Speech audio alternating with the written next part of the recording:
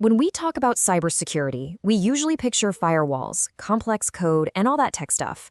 But what if the biggest threat, and I mean the greatest defense, is actually the person sitting right next to you? Today, we're diving into the human element and how your team can be either a massive vulnerability or your absolute strongest shield. You've heard it a million times, right? People are the weakest link in the security chain. But what if we've been looking at that all wrong?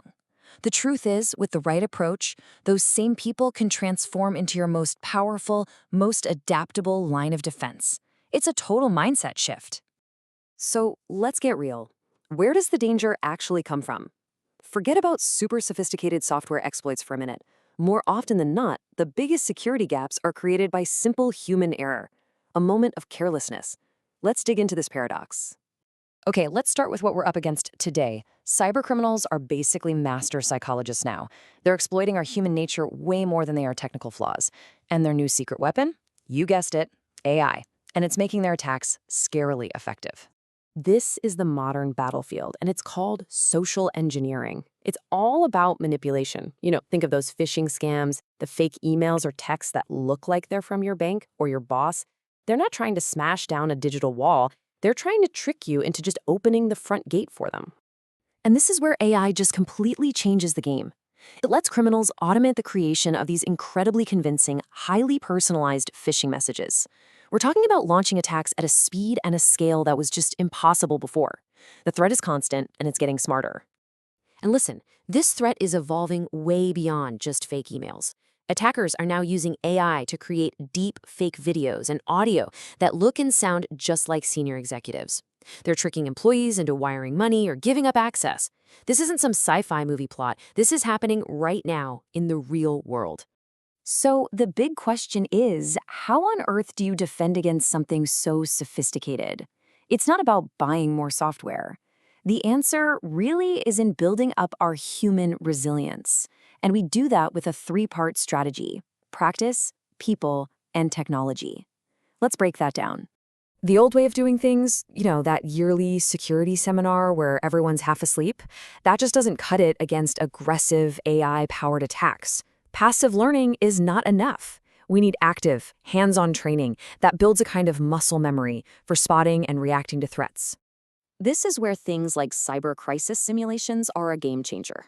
By actually practicing how to respond to realistic threats, your team's reaction becomes second nature.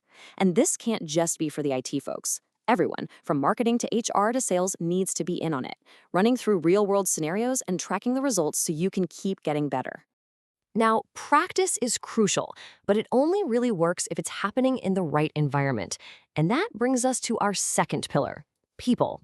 This is all about fostering a company-wide culture of vigilance, where security is truly a shared responsibility, not just, an IT problem. A huge threat to this kind of culture is something called shadow IT. And even if you haven't heard the term, you've definitely seen it. It's when well-meaning employees use unauthorized tools or bend the rules for convenience. Things like using the coffee shop Wi-Fi for sensitive work or reusing the same password everywhere. They're not trying to cause harm, but these little shortcuts can create massive security holes. A culture like this has to come from the top down. Leadership has to create an environment where people feel totally safe to just slow down for a second, question that weird-looking email, and report something that feels off without any fear of being blamed. It's all about building trust and accountability. All right, on to our third and final pillar: technology. Because let's be realistic, even the best trained, most vigilant employee in the world can still make a mistake. We're all human. That's why technology has to be there to act as our essential safety net.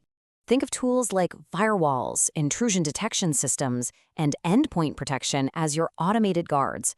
They're working 24/7, providing layers of defense that are designed to catch a mistake or block a threat automatically, sometimes before a person even realizes there's a problem. So, let's pull this all together.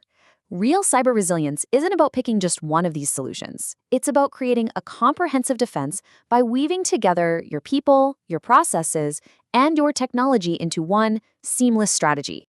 And why does this matter so much? Well, the stakes are just incredibly high. Companies lose billions, with a B, of dollars every single year because of cyber breaches. Investing in a truly comprehensive strategy isn't just a good idea, it's an absolute economic necessity. Which brings us full circle, right back to our main idea. Your employees really are a double-edged sword. Their creativity and their ability to adapt can make your defenses stronger than any automated system out there. But their potential for error is also a huge vulnerability. The whole goal is to maximize their strengths while minimizing that risk. So what does a truly balanced, resilient strategy look like? Take a look at this. It's not just about the tech. See how active training and building a vigilant culture, the human parts, make up the biggest pieces of the pie? All three have to work together in harmony. And that leaves us with one last critical question to think about for your own organization. By focusing on practice, building the right culture, and using the right tech, are you ready to finally turn that weakest link into your strongest, most valuable asset?